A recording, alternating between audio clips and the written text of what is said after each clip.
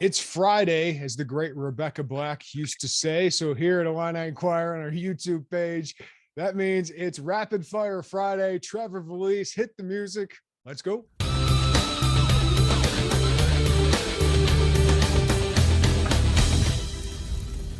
Question number one, Big Ten football media days are next month. Who should Illinois take? I love this question. I find it fascinating. Joey, you know Brett Bielema is going to send a lineman of some kind, right?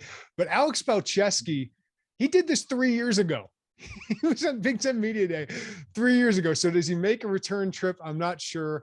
I'm going to put Keith Randolph is my lineman that ends up going here. Even though I think it'd be smart for Illinois to send the twins, Chase and Sidney Brown, I think he probably sends one of them. And the way they've been talking about Sidney Brown, I think it could be him, but Chase ran for 1,000 yards last year. So either of them are good with the media. So I could send either of those guys and maybe both of them, but I hope they send Isaiah Williams. I think he's a great talker.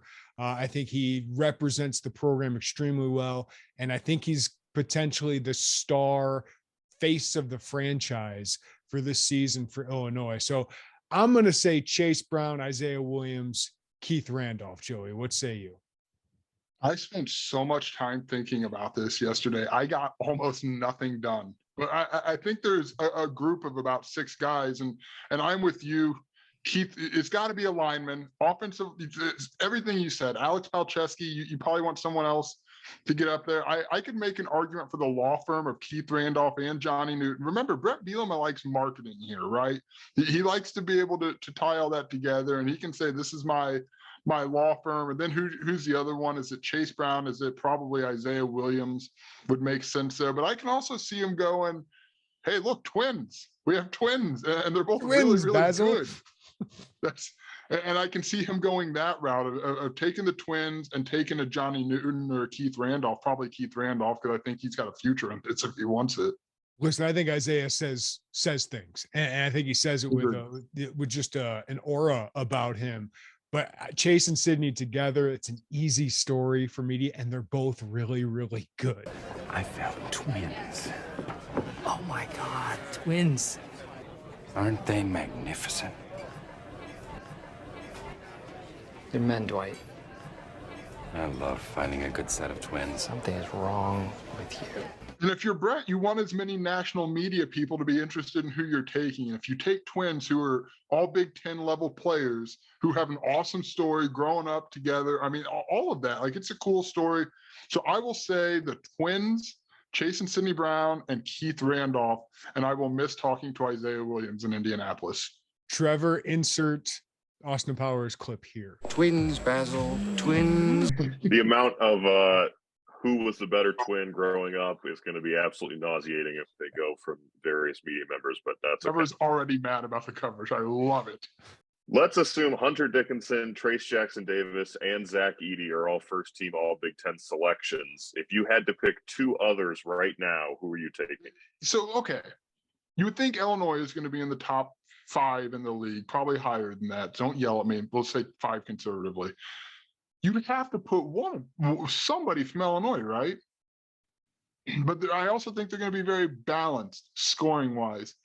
So let's who's left? Jeremy, save me while I think. I have Google pulled open. I did a lot of research on this, Joey, unlike yourself. So Chris Murray is the guy I would put on here. I think Iowa's going to be really good. I love their roster. I know Keegan's gone. They got to figure that out, but I think Pat McCaffrey's going to have a big year. I really like Tony Perkins. I think he can be one of the better guards in a league that doesn't have a lot of proven guards in it. And then I think Chris Murray is just such a versatile piece. Rabracha is there. I know he's not a great big, but I think he's a solid, serviceable one. Connor McCaffrey is back. Aaron Ewis had a really good end of the season. So I think Chris Murray is going to be in that discussion. I think he'll be, top 8 player in the league. Then I really struggle, guys. I love Cliff Omarui. I think he's a really good player. Obviously, Paul McKay played well, and I think Rutgers is going to be in the mix. I think the Michigan State guards are good, but I think they kind of cancel each other out. So unless Jaden Akins makes a huge leap, I don't know if they're going to have a first teamer. That's kind of the issue with Michigan State recently has been, do they have the guy there? Are you going to go with one of the transfer guards? That's where it's difficult. There's not a lot of guards here, right? Like Jalen Llewellyn out of Michigan was a good player at the lower level. Is he going to be great at the Big Ten? Jameer Young at Maryland. I wouldn't sleep on Maryland coming into this year. They got a bunch of freshman guards, whether it's Sky Clark, Jaden Hood-Schifino from Indiana, Bryce Sensabaugh from Ohio State. I just think it's difficult to be a freshman first team all Big Ten.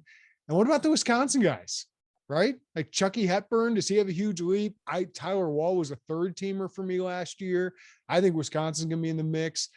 But I put Terrence Shannon Jr., Joey, because I do think Illinois is going to be in the mix atop the Big Ten. I think he's probably the best bet to be the leading scorer. Because remember, 2 years ago, as a sophomore at Texas Tech, he averaged 12 points a game for a really good Texas Tech team. And then he had the injury issues last year, went down a little bit.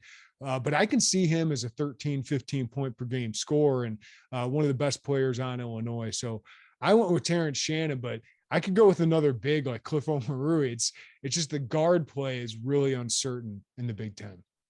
Yeah, I'm glad you said Chris Murray. That was like the easiest dunk that I somehow missed. Is there anyone on Ohio State, right? I mean, what kind of jump does a Zed Key make? I don't know. I mean, you can't. Cliff Omarui is, I loved. I thought the way he played in the second half of last season was awesome. Every time you think like, okay, Wisconsin, I don't think they're going to be bad, but Chucky Hepburn is a good one. Jeremy, that's a good one. Is a guard in there, man. There's just not a lot of guards. Like you could sit here and fill it out with fives, forwards, and centers, which I like to do that. I don't mind. I don't go by position when I fill out these groups, but the guard play has been an issue, I think, for Big Ten the last couple of years, and why they haven't been able to go far in the NCAA tournament. It's why you see with Brad Underwood, the focus has been on guards and forwards and wings this offseason. Pickett's another name from Penn State, but Penn State isn't going to be very good, I don't think. I'm with you. I'll say Chris Murray, excuse me. I don't want to copy Jeremy and say Terrence Shannon Jr., but I also really do want to do that. But I'll say Chucky Hepburn. I don't mind that pick. I think Chucky's kind of going to be, as a sophomore, it's weird to say this, the steady old point guard that just makes his team better. I think that's probably what it'll be. You're at a Big Ten football coaches meeting. Shout out to Joey for this one. And you get to vote someone out of the conference to take an NFL job. Who are you voting out?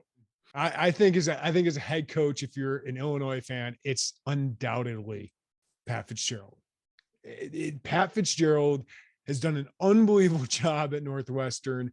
He is recruiting extremely well. He continues to do really well in the suburbs, especially of Chicagoland. And Northwestern is a team that should be bad. It's a program that, Vanderbilt has been bad, right, for a really long time.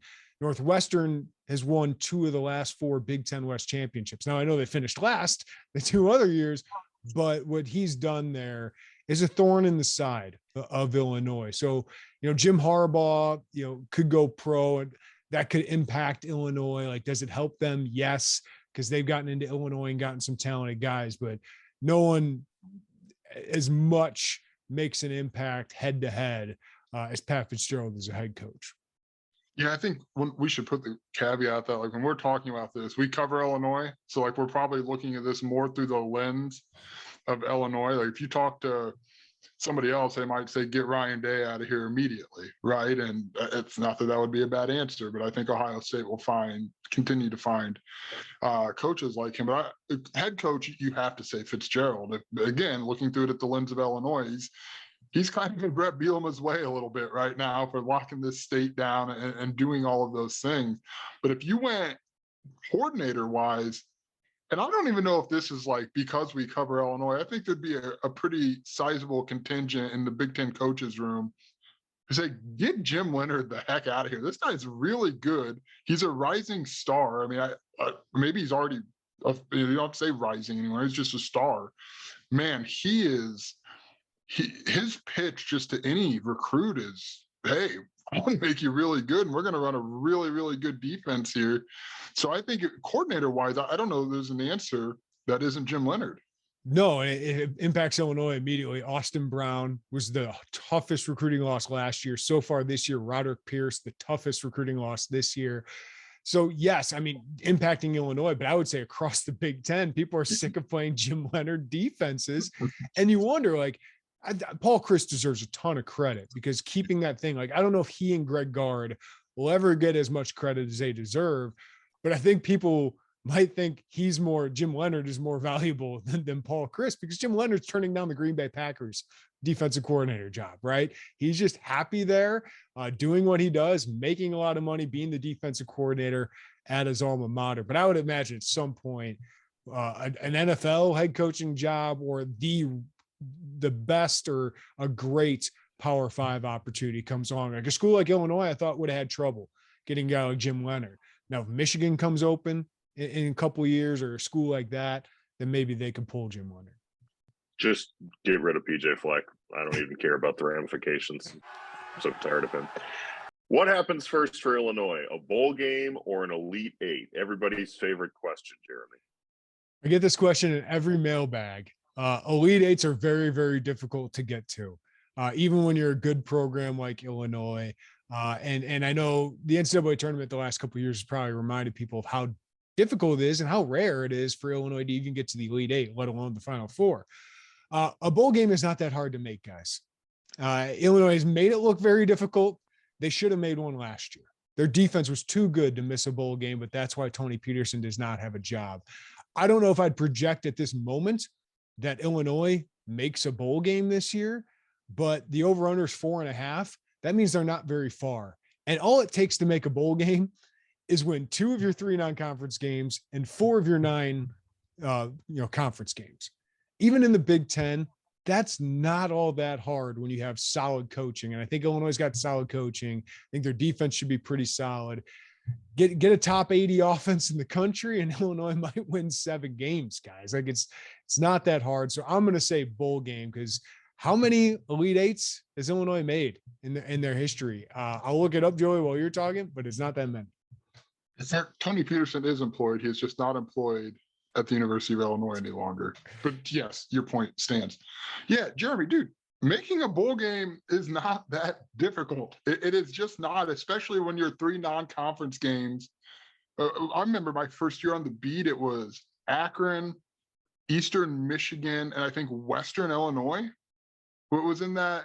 I probably have my years mixed up, but those go ahead. And by the way, Illinois has made 4 Elite Eights since 1964. Okay, so it's very difficult to get that far.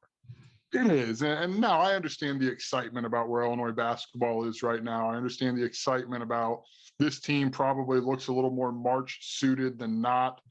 But it's a bowl game, man. You're 3 non-conference games. It's not like you're traveling to USC. It's not like you're traveling to Georgia. I mean, come on now. These are not impossible games to win in the non-conference. And now, would my answer change if the Big Ten West no longer exists and that changes? Probably wouldn't change, but I would argue the path you would look at it a little differently in terms of how they get there. But 6 wins is not a lot, guys. It's just not, and especially when you have the non-conference schedule like Illinois does. You are an Illinois athlete and can pick one establishment in Champaign to be the brand ambassador for through an NIL deal. Who are you choosing? I'm assuming it's stay local, right? I think that's probably important to stay local. Sorry, meatheads. Cactus Grill, man. I recently found it. I'm in love. I mean, I'm probably the last person to find it, but I love it, man. Jeremy and I went there. We got some tacos. The honey grilled chicken is what dreams are made of. I think it's Cactus Grill for me. You got to get the food. If you're an offensive lineman, you got to be like beating down the doors. Like, man, I'll smile and talk about how awesome your food is if I get to have honey grilled chicken all the time. Yeah, I'm going to go with another local establishment I frequented often in college, and it's still there. It actually expanded a little bit, but still looks the same. It's just my kind of bar and grill, guys. And that's Murphy's Pub. Love Murphy's Pub. We used to go there every Wednesday night for logo night, get a burger and fries.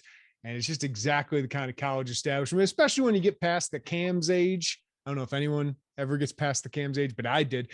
So I wanted to go to Murphy's Pub, actually have a conversation with people, not being a bar that smelled. I think Cam's now is a little nicer than it was when I was in college. So Murphy's Pub was my go-to place. Can't recommend it enough. And finally, Jeremy just wrapped up watching Brooklyn Nine-Nine based on Joey's recommendation. So guys, rank your top 3 characters from Brooklyn Nine-Nine. Joey, do you want to start since you're freshest, or do you want me to start? Yes, I'm going to go first. And I actually went 5 deep here, if that's okay. Because I think you had to go 5 deep here. I got to say, I was a big Gina fan early on in this show. Okay. She's funny. It's kind of a character I haven't seen on TV, like probably before in some of these, but that faded because her shtick kind of got tired and over the top the longer it went. And then finally she kind of quit the show, and I was okay with that. There's some really good supporting performances led by Doug Judy. Every episode with Doug Judy, most people know him as Daryl from The Office, Craig Robinson. The guy from the Mayhem commercials, The Vulture, was fantastic as well. Madeline Wunsch, I forget the actress's name, but she was fantastic. Name your 5. What's that? You're naming every character. Name your 5. I know. One I want to say is overrated is Terry Jeffords. He's just too much of he's a family man. He's always positive, but it just kind of bored me. We get it. You work out and you like yogurt. Okay. Like he didn't resonate with me. All right. My top 5. Number 5, Rosa Diaz, tough on the surface, but deeply loyal and caring on the inside. And that really progressed as the show went along towards the end. Number 4, Charles Boyle, weird dude, but awesomely lovable. Just a fiercely loyal best friend. But let's be honest, he takes a hit in these rankings, Joey, because there's a lot of copying of Dwight Schrute here. Let's just be honest. Number 3, probably higher on my list than most people, Amy Santiago. She's such a great compliment to the lead character, Jake Peralta. I think she's low-key funny because she's uptight, but she's the cute goody-goody who talks about binders and stuff like that. But there's a reason the top 2 on my list. Love and respect Amy Santiago so much. Number 2, Jake Peralta. He's the guy who brings it all together. He's the friend you always want. Like, you got to have a Jake Peralta in the group, keep things light. And if you're going to have a cop comedy, you got to have a guy like that. And anybody who starts all these 90s references is going to be good with me. Number 1, I got to be honest with you, Joey. You told me he was your number 1 character when I started watching the show, and a couple of seasons in, I was like, yeah, he's fine. That's a nice thought for an idiot to have. But the depth of the character comes out as the seasons go along, and Captain Raymond Holt brings it all together because he starts off this droll guy. By the end, though, Jake Peralta livens him up a little bit. And Captain Holt is the number 1 character for sure. Oh, I was so nervous you were just going to go Jake Peralta number 1 and be easy and go main character. Glad you didn't. All right. Number 5, I think these 2 have to be a tandem. I don't think you can separate one from the other. Scully and Hitchcock, man, it's just such a perfect amount of them that you're not overwhelmed by their stupidity. They do it right with those 2. It's like Creed and Kevin, right? In The Office. Office fans. Absolutely. Number 4, Amy. I think her development, getting, she was like working so hard to get into Holt's good graces. Like, there's something about her and the way that she helps Jake grow up a little bit, really evolves everything. Number 3 is Jake. There's time I like Jake, don't get me wrong. But there's times I'm like, okay, whatever. Grow up, Peter Pan. Yes. Number 2, since you ruined my number 1, is Boyle. Man, I don't know that I can remember a scene where Boyle didn't just have me laughing hysterically. He is so fiercely loyal. I know there's overlap with Dwight from The Office, but I think it's a little different. I can't put my finger on why. Just his whole aura is very fun for me to watch, and you can't help you want a friend like Charles Boyle. If you got a friend like Charles Boyle, anyone can be Jake Peralta with Charles Boyle on your side. That's easy. And then the top 1 is Raymond Holt. I remember the first time I watched it, the very first episode, I was like, no, I'm done with this guy already. He was so boring and miserable. It's like, quit trying to change Jake. Like, he kind of liked Jake for the first couple episodes, like really, really did. You're like, no, I don't get down with this. But dude, his evolution is just like, there are so many moments when I think about that show. Like, he and Boyle are the two first scenes that I go to. I'm with you on Gina. I like Gina a lot early, and in my friend group, I was kind of like the only one who did. And as you know, it's just kind of progressed. I got with you. I'm like, okay, I never really feel like they had a plan with her. So that Boyle, man, you had him criminally low. Number 4. Adam at number 4. By the way, low key, great supporting actor as well. The guy who plays Kevin Costner. I thought he was great. I thought he was so good in the entire thing. And I don't want to spoil it, but go watch the show. It's really, really fun.